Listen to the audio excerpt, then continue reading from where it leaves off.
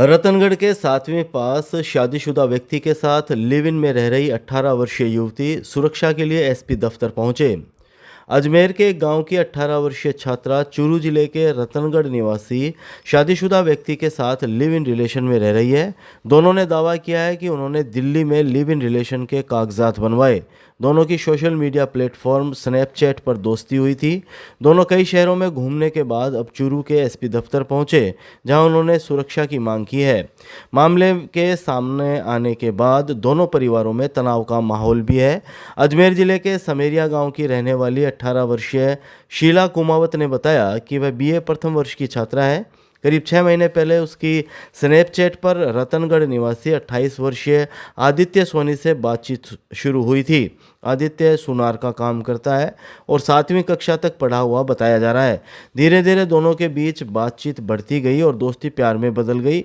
आदित्य अजमेर गया था, जहां दोनों की मुलाकातें भी हुई थी। इसके बाद दोनों लगातार संपर्क में रहे। आदित्य पहले से शादीशुदा है। उसकी शादी वर्ष 2022 में हुई थी। फिलहाल उसकी पत्नी अपने ससुराल में ही रह रही है। शीला ने बताया कि उसको आदित्य के शादीशुदा होने की जानकारी थी, लेकिन उसने अपने परिवार को इस रिश्ते के बारे में कुछ नहीं बताया। शीला ने बताया कि 21 अप्रैल 2026 को वह अपने चाचा के साथ सरवाड़ आई थी। वहां उसने चाचा को परीक्षा देने की बात कही और इसी दौरान वह आदित्य के संपर्क में रही और बाद में उसके साथ चली गई। दोनों पहले दिल्ली पहुंचे, जहां उन्होंने लिव इन रिलेशनशिप से जुड़े दस्तावेज तैयार करवाए। इसके बाद दोनों बेंगलोर गए और वहां एक होटल में रुके। बाद में दोनों चूरू पहुंचे और अब एसपी दफ्तर में पेश होकर सुरक्षा की मांग की। दूसरी ओर आदित्य का कहना है कि उन्हें लगातार धमकियां दी जा रही है। मामले की जानकारी मिलने के बाद पुलिस ने दोनों पक्षों से बातचीत शुरू कर दी है। मामले की पूरी जांच की जा रही है। मेरी एडिटर प्लस है। मैं आदित्य के साथ में लिविंग इसलिए मैं रह रही हूँ। मैं अपनी इच्छा से आई हूँ, मेरे पे कोई दबाव नहीं है। हमारी जानकारी स्नैपचैट से हुई थी, पहले हमारी बातचीत हुई थी, फिर हम मिले, फिर हम जान पहचान हो गई हमारी। और इनके बारे में शादीशुदा है, सब कुछ पता है मेरे को। सर हमारा खतरा है कि हमारे अब जब रतनगढ़ जाएंगे, जब हमारे को चोट पहुँच जाए कुछ भी हो, इसलिए। अग्रसेन नगर पार्क में टहलने गई युवती रहस्यमय तरीके से लापता, परिजनों ने दर्ज कराई गुमशुदगी। चूरू शहर के सदर थाना क्षेत्र स्थित अग्रसेन नगर से एक 24 वर्षीय युवती के रहस्यमय तरीके से लापता होने का मामला सामने आया है। घटना के बाद परिजनों में चिंता का माहौल बना हुआ है। पुलिस ने गुमशुदगी दर्ज कर युवती की तलाश शुरू कर दी है। सदर थाना पुलिस से गुरुवार सुबह 9 बजे करीब मिली जानकारी के अनुसार अग्रसेन नगर निवासी राम प्रताप शर्मा ने सदर थाने में रिपोर्ट देकर बताया कि उनकी 24 वर्षीय पुत्री उषा 29 अप्रैल 2026 की सुबह करीब 7 बजे अपनी दादी के साथ अग्रसेन नगर स्थित पार्क में घूमने गई थी। इस दौरान उषा पार्क के अंदर टहलने चली गई, जबकि उसकी दादी बाहर बैठ गई। काफ़ी देर तक वापस नहीं लौटने पर दादी ने परिजनों को सूचना दी। इसके बाद परिवार के लोगों ने पार्क, आसपास के इलाकों तथा रिश्तेदारों के यहाँ युवती की तलाश की, लेकिन उसका कोई सुराग नहीं लग पाया। परिजनों के अनुसार उषा ने सफ़ेद रंग का सलवार सूट पहन रखा था। उसका रंग गेहुआ और लंबाई करीब 5 फीट बताई गई है। मामले की गंभीरता को देखते हुए सदर थाना पुलिस ने गुमशुदगी दर्ज कर जांच शुरू कर दी है। पुलिस आसपास लगे सीसीटीवी कैमरों की फुटेज खंगाल रही है तथा संभावित स्थानों पर तलाश कर रही है। मामले की जांच गिरधारी लाल सैनी को सौंपी गई है। पुलिस ने आमजन से भी युवती के संबंध में कोई जानकारी मिलने पर तुरंत सूचना देने की अपील की है। NH52 झनकार होटल के पास 1.5 लाख की अफीम सहित 2 तस्कर गिरफ्तार। बाइक से की जा रही थी तस्करी। चूरू जिले में नशे के खिलाफ चलाए जा रहे ऑपरेशन नकेल अभियान के तहत डीएसटी और कोतवाली थाना पुलिस ने गुरुवार को संयुक्त कार्रवाई करते हुए करीब 500 ग्राम अफीम सहित 2 तस्करों को गिरफ्तार किया है। पुलिस ने यह कार्रवाई NH52 पर झनकार होटल के पास नाकाबंदी के दौरान की। यहां बाइक से अफीम की तस्करी की जा रही थी। पकड़ी गई अफीम की अनुमानित कीमत करीब 1.5 लाख रुपए बताई जा रही है। इस कार्रवाई में आसूचना अधिकारी विकास कुमार और डीएसटी के पुष्पेंद्र सिंह की अहम भूमिका रही। कोतवाली थाना के सब इंस्पेक्टर फरमान खान ने दोपहर 1 बजे करीब बताया कि नाकाबंदी के दौरान डीएसटी से सूचना मिली थी कि बिना नंबर की पल्सर बाइक पर 2 युवक अवैध रूप से अफीम लेकर हरियाणा की तरफ जा रहे हैं। सूचना मिलते ही डीएसटी और कोतवाली पुलिस ने संयुक्त रूप से घेराबंदी कर बाइक को रुकवाया तलाशी लेने पर आरोपियों के कब्जे से करीब 500 ग्राम अफीम बरामद हुआ, जिस पर पुलिस ने हरियाणा के फतेहाबाद जिले के निवासी अमन और रवि को गिरफ्तार कर लिया।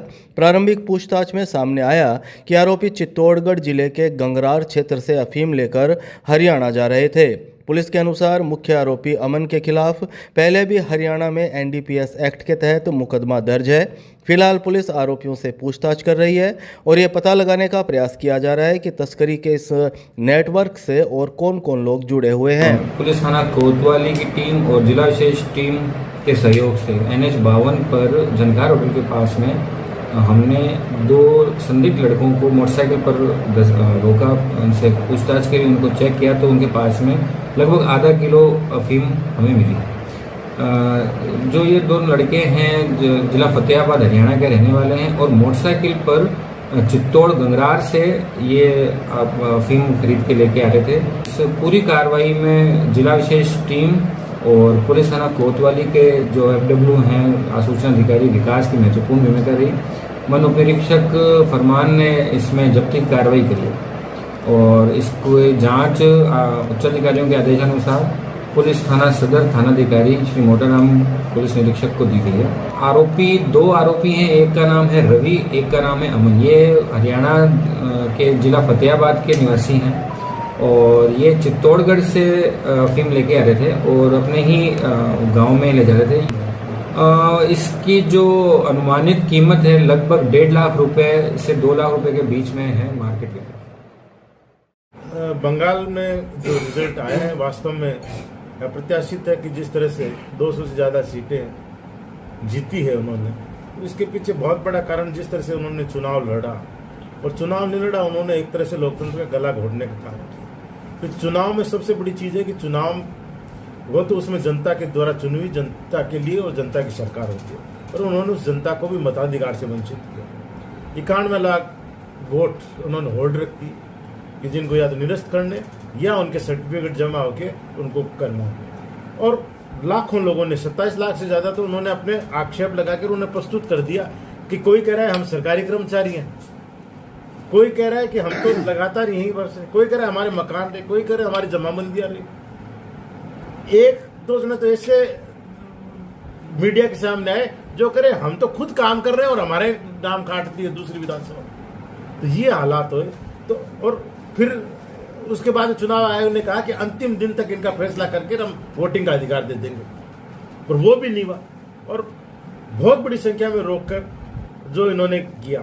जीत हार जनता की है, कोई भी जीते कोई भी हारे उसमें कोई बड़ी बात नहीं होती, जनता को फैसला करना है। पर आप जनता को अगर फैसला करने से रोकोगे वो बहुत बड़ी चीज है और वो जो इन्होंने किया ये गला घोटना किया और उसका खामियाजा कहीं न कहीं हम लोगों को भी उठाना पड़ा और वहाँ की सत्तारूढ़ पार्टी TMC को भी उठाना पड़ा। परंपरा बदलेगी कि नहीं बदलेगी उनके कहने से नहीं है, फैसला अगर जनता करेगी तो जनता अच्छा फैसला करेगी, पर जरूरी है कि जनता को फैसला करने दें। जिस तरह से इन्होंने नगर निकाय और पंचायत राजों में भी किया है, आप तो साक्षी हैं कि किस तरह से उन्होंने वार्ड बनाए। सुजानगढ़ में 60 वार्ड है, एक वार्ड तो उनके 76 वोट का रह गया सिर्फ 76 का, तो फिर उन्होंने भागदौड़ मची कर ये क्या हुआ, तो उन्होंने जैसे जैसे करके उसको 400 तक पहुंचाए।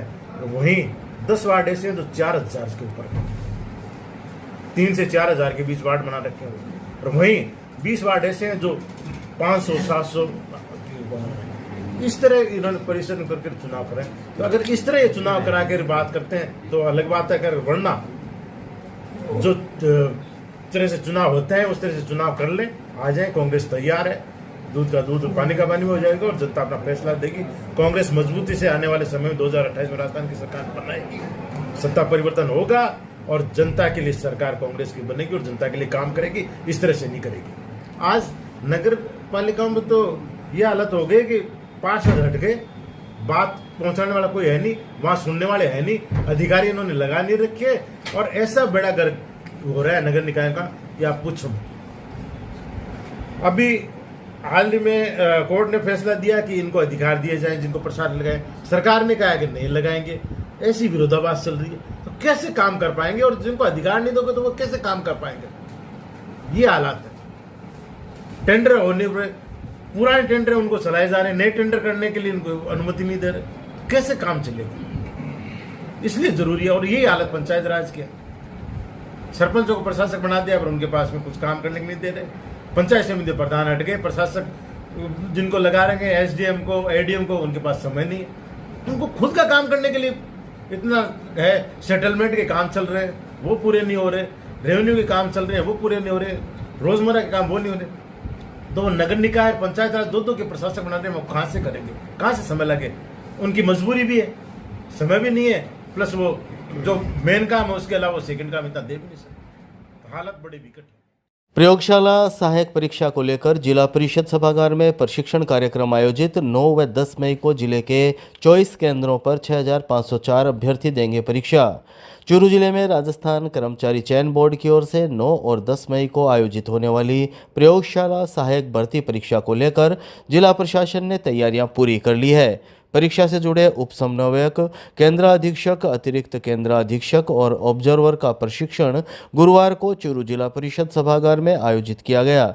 अतिरिक्त जिला कलेक्टर एवं परीक्षा समन्वयक अर्पिता सोनी के नेतृत्व में आयोजित प्रशिक्षण में परीक्षा संबंधी सभी दिशा निर्देशों की विस्तार से जानकारी दी गई। दक्ष प्रशिक्षक परमेंद्र शर्मा और जगदीश खेड़ीवाल ने परीक्षा प्रक्रिया, सुरक्षा व्यवस्था और बोर्ड के नियमों पर चर्चा की। शाम 6 बजे करीब मिली जानकारी के मुताबिक यह परीक्षा जिले के 24 केंद्रों पर आयोजित होगी। प्रत्येक पारी में 6504 अभ्यर्थियों को आवंटित किया गया है। 9 मई को परीक्षा एक पारी में सुबह 11 से दोपहर 2 बजे तक होगी, जबकि 10 मई को 2 पारियों में परीक्षा आयोजित की जाएगी। बोर्ड के निर्देशानुसार परीक्षार्थियों को परीक्षा शुरू होने से 1 घंटा पहले निर्धारित ड्रेस कोड में ही प्रवेश दिया जाएगा। ई प्रवेश पत्र, मूल फोटोयुक्त पहचान पत्र, नवीनतम रंगीन फोटो और नीला पारदर्शी पेन साथ लाना अनिवार्य होगा। मोबाइल, इलेक्ट्रॉनिक उपकरण और आभूषण पूरी तरह प्रतिबंधित रहेंगे। प्रशासन ने बताया कि परीक्षा केंद्रों पर बायोमेट्रिक सत्यापन, हैंड हेल्ड मशीन से जांच और सीसीटीवी निगरानी की व्यवस्था रहेगी। प्रश्न पत्र के डिजिटल लॉक परीक्षा शुरू होने से 30 मिनट पहले निर्धारित प्रक्रिया के तहत खोले जाएंगे।